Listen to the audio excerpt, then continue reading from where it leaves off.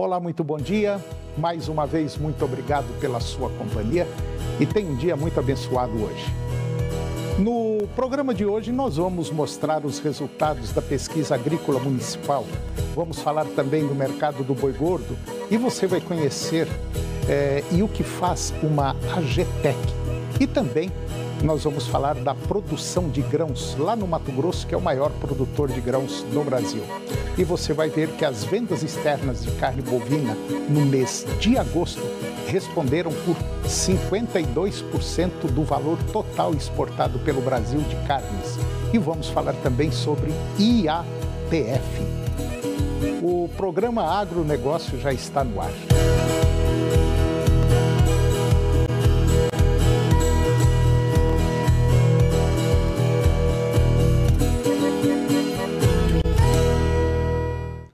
Eu começo o programa de hoje falando sobre o IBGE, sobre uma pesquisa agrícola.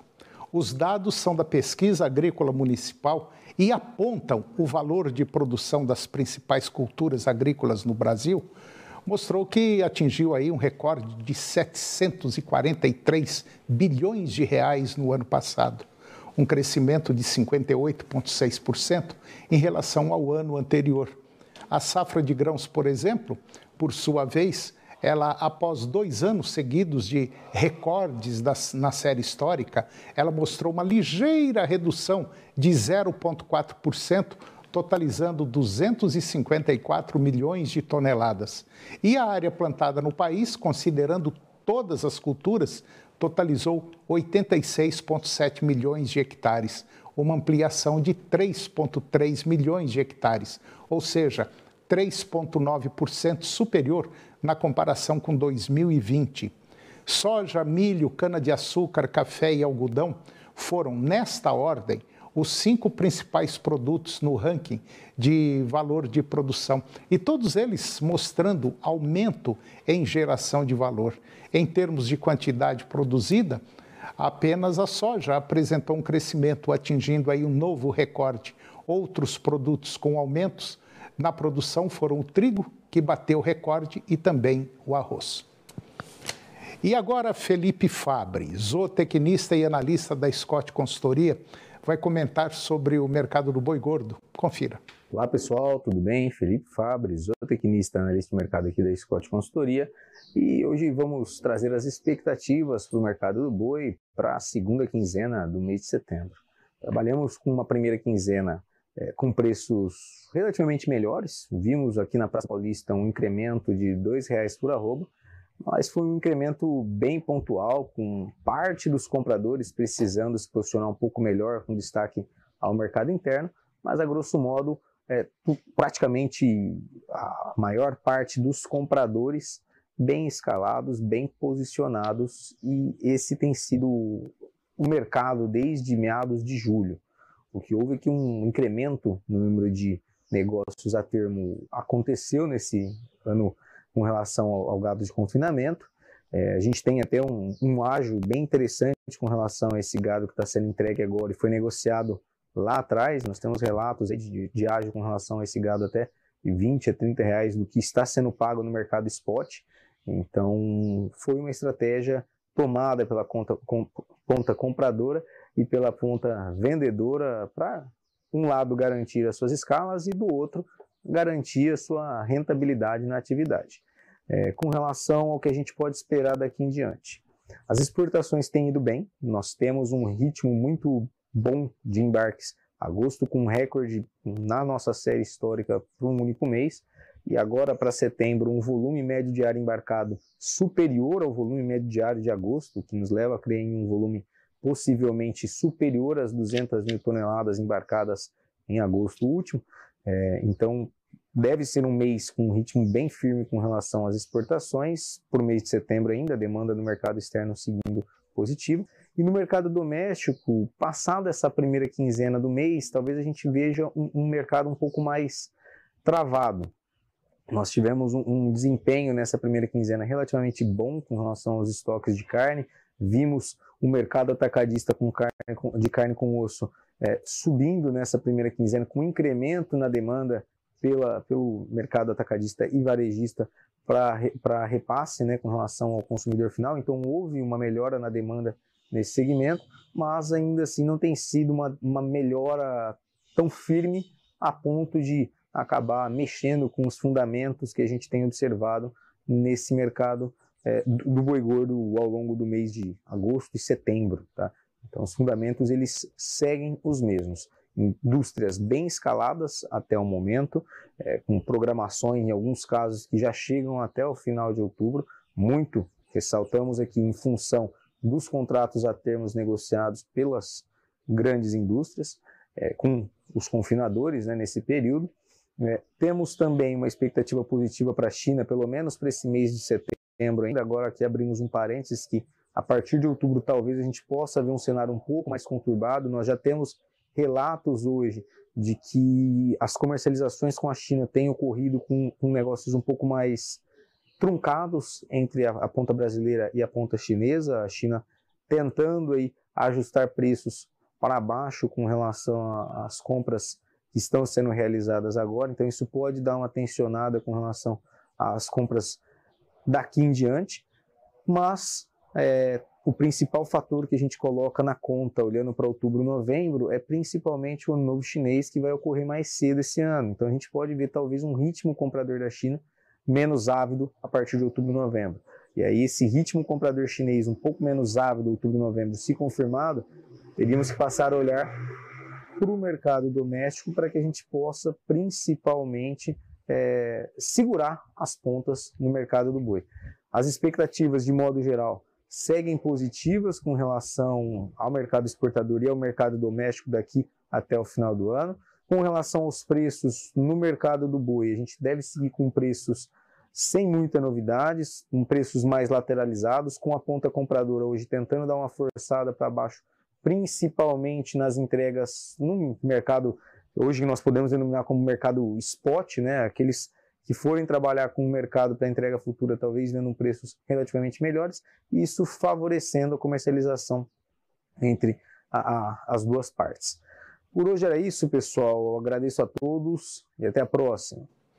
E agora eu vou conversar com Ana Carolina Cavalcante Pereira. A Ana Carolina ela é uma headhunter, quer dizer, ela procura pessoas especializadas para trabalhar no agro. Então ela é uma headhunter agro. E nós vamos falar das Agtechs ou AGTechs. Ana Carolina, muito bom dia, obrigado pela sua presença. Ana, o que é uma Agtech ou uma AGTech? Bom dia, Antônio, obrigada.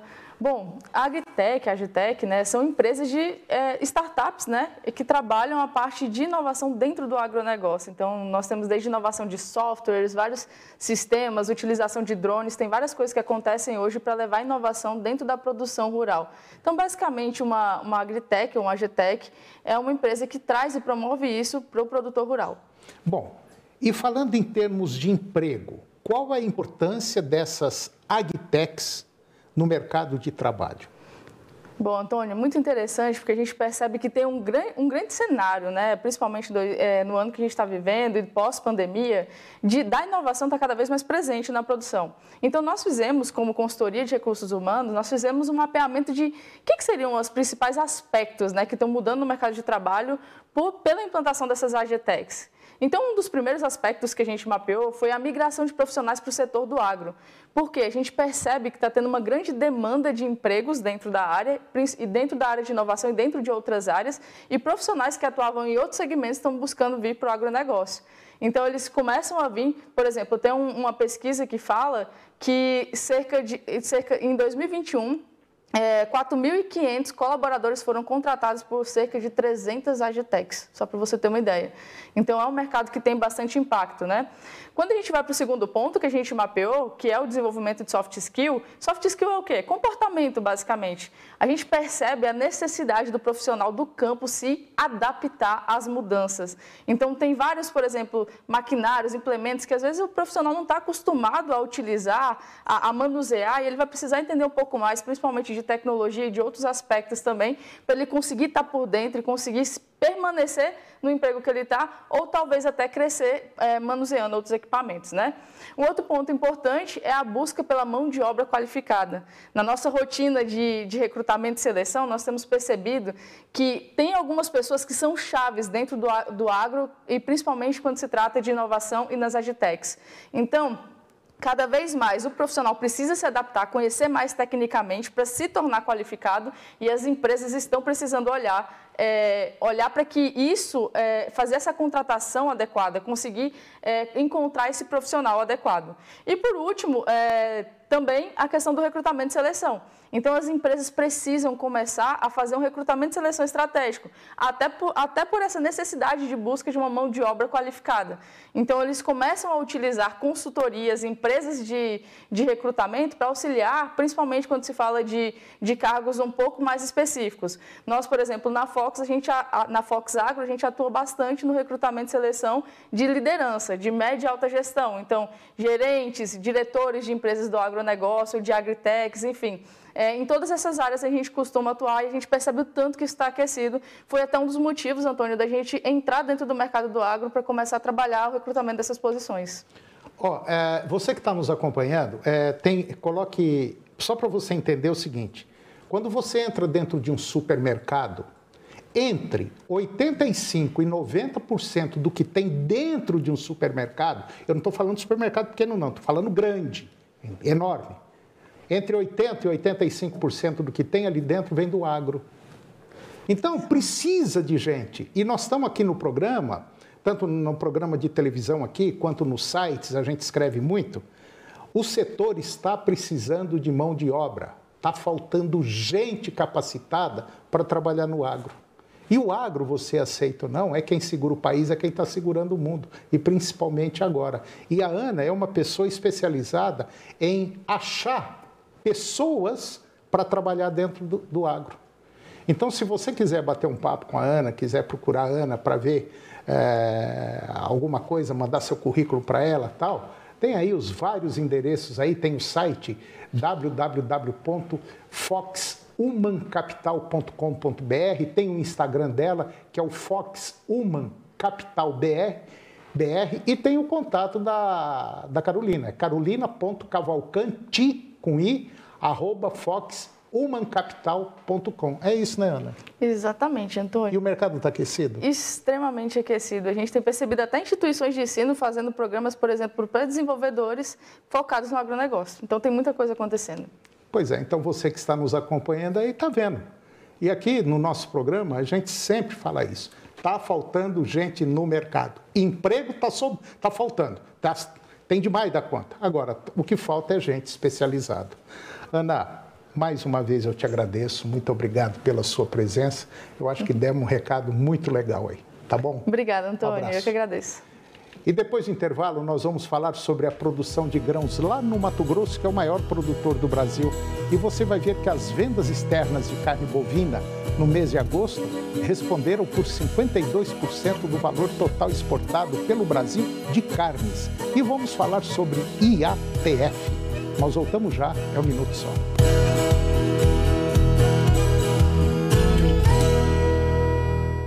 Terça verde é na Rede Store Supermercados. Tomate longa vida ou tomate saladete 1,49 o quilo, melancia 99 centavos o quilo, beterraba, cará, chuchu, manga palmer, melão nacional amarelo ou repolho roxo o quilo, ou tomate grape bandeja 250 gramas 2,99, alface a peça ou couve o maço, ou abóbora, cabutiá, batata doce roxa, berinjela, cenoura, laranja, pera rio, pepino japonês ou pepino comum o quilo 1,99. Acompanhe as nossas ofertas nas redes sociais. Rede Store Supermercados, as melhores ofertas para você. De segunda a sexta, 5 da tarde. Tem Cuidado com o Anjo.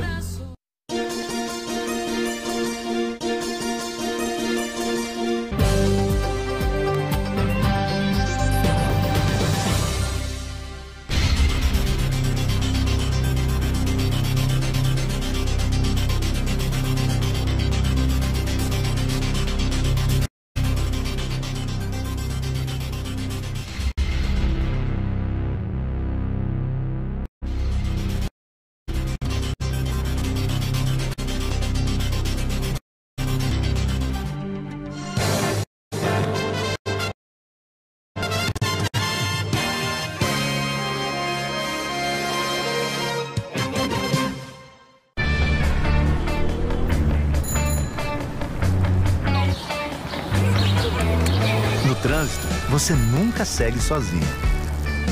Pedale preferencialmente na ciclofaixa.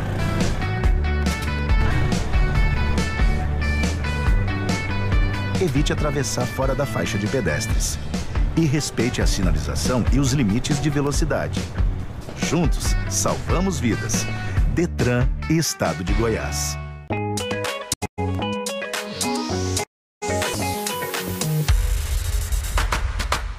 Para você, produtor rural, Agroservice Materiais Elétricos tem condições de preços imbatíveis. Trabalhamos com as melhores marcas, produtos e serviços de confiança. A Macroservice Materiais Elétricos é referência no mercado há 40 anos. Entre em contato com a Macroservice Materiais Elétricos e faça seu orçamento. Adivinha que cidade eu estou? Vou te dar algumas dicas. Fica em Goiás. Tem produção no campo que ajuda a gerar renda e emprego. Tem qualificação profissional que melhora a qualidade de vida de muita gente. Já sabe onde eu estou? Na sua cidade. O sistema FAEG Senar está presente em todas as cidades de Goiás. Ao seu lado, no seu campo, na sua cidade e com toda a sociedade. Sistema FAEG Senar. É de todos, mas feito para cada um. Nesta quinta, 11h15 da noite tem A Praça é Nossa. Agronegócio. Oferecimento Senar Goiás, a maior escola da terra.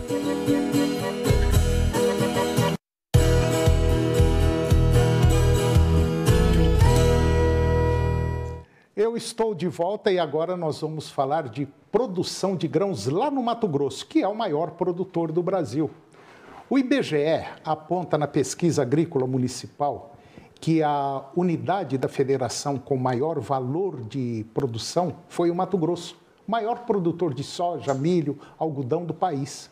No ano passado, 2021, a produção do estado gerou 151 bilhões de reais, um aumento de quase 92%, cerca de 1/5, ou seja, 20,4% do valor da produção agrícola brasileira se concentra no Mato Grosso. Em segundo lugar, com um aumento de 138% no valor da produção, está o Rio Grande do Sul, que alcançou 90,8 bilhões de reais.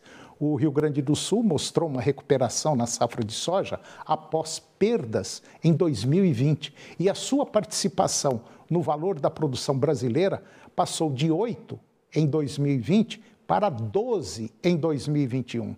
Já o estado de São Paulo, em terceiro lugar, com 84 bilhões de reais, ficou em terceiro lugar, apesar do aumento de 23%. São Paulo perdeu participação no valor de produção nacional, passando de 14,5% para 11,3%. Todos esses três estados apresentaram recordes no valor de produção. E agora eu vou falar sobre as vendas externas de carne bovina. Agora, as vendas externas, as exportações de carne bovina no mês de agosto, elas responderam por 52,6% do valor total exportado pelo Brasil de carnes. Foram 1,360 bilhões de dólares. Esse valor foi exportado, uma cifra também que é recorde histórico, com um aumento de 8,7% no volume e 6,5% no preço médio. As aquisições chinesas são a razão para esse recorde. O país asiático aumentou as importações de carne bovina brasileira de 633 milhões de dólares em agosto do ano passado para 825 milhões de dólares agora em agosto desse ano, ou seja, um crescimento de 34%. Os três principais mercados, além da China, foram Estados Unidos, Chile e Indonésia. E as exportações de carne de frango também foram recordes para o mês de agosto, com 902 milhões de dólares, ou seja, um incremento de 36% na comparação com 661 milhões de dólares exportados em agosto do ano passado. Houve um crescimento das vendas externas distribuídas entre os principais mercados. Os 5 maiores importadores de carne de frango do Brasil foram China, Japão, Arábia Saudita, Emirados Árabes Unidos e também a Coreia do Sul. E agora eu vou conversar com Carlos Consentini. O Carlos, ele é veterinário, ele é mestre em fisiologia e fisiopatologia em reprodução pela Exalc USP. E nós vamos falar das expectativas da IATF na estação reprodutiva. Carlos Consentini, muito bom dia. É um prazer tê-lo aqui no nosso programa por falar de um tema importante, que é a IATF, e que vem aí, a passos largos, fazendo a pecuária brasileira, tanto de corte quanto de leite, dar um up. É isso mesmo? Bom dia, Toninho. Obrigado por receber aqui eu no seu programa. Bom dia a todos que estão nos assistindo. E que nem você falou, né? A IATF é uma biotecnologia da reprodução que realmente é revolucionária para o sistema de produção de leite e de corte e faz os sistemas de corte e leite do Brasil melhorarem a genética e a eficiência reprodutiva para a gente estar no patamar de pecuária que a gente se encontra hoje, que nem você comentou alguns dados aí econômicos anteriormente. Se não me falha a memória, a inseminação artificial no Brasil é uma das que mais cresce no mundo, né? Rapidinho. Agora, quando a gente fala em inseminação, você olha lá, a vaca entrou no cio, espera chegar o momento certo, vai lá, insemina, daqui 3, 4 dias pega a outra lá, insemina. A IATF é algo diferente, é inseminação também, só que é em conjunto, é basicamente quase todo mundo junto, né? E para isso exige um certo manejo, um certo cuidado com as fêmeas, é mais ou menos assim. Exatamente, a IATF ela é super revolucionária pelo fato de que você não precisa identificar cio nos animais, então você não precisa que uma vaca de corte ou de leite venha em cio para você observar ela e inseminá-la. Você pode pegar lotes de animais, vai sincronizar todos os animais para inseminar num dia determinado, num horário determinado, o que otimiza o processo. Você consegue inseminar mais animais sem a necessidade de detecção de cio, aumentando a eficiência reprodutiva e colocando melhoramento genético no rebanho, que é um dos princípios da inseminação artificial. Fazendo assim um paralelo para quem está nos assistindo e às vezes a pessoa não entende muito do agro, a gente tem muita gente vendo nosso programa. Vamos supor, eu pego 100 vacas, eu aplico um determinado produto nelas, para sexta-feira que vem nós vamos inseminar essas 100 vacas. De maneira geral, a gente fazendo tudo certinho, tal, não estressando o animal, chegou sexta-feira cedo, as vacas estão lá no curral, eu começo a inseminar essas vacas.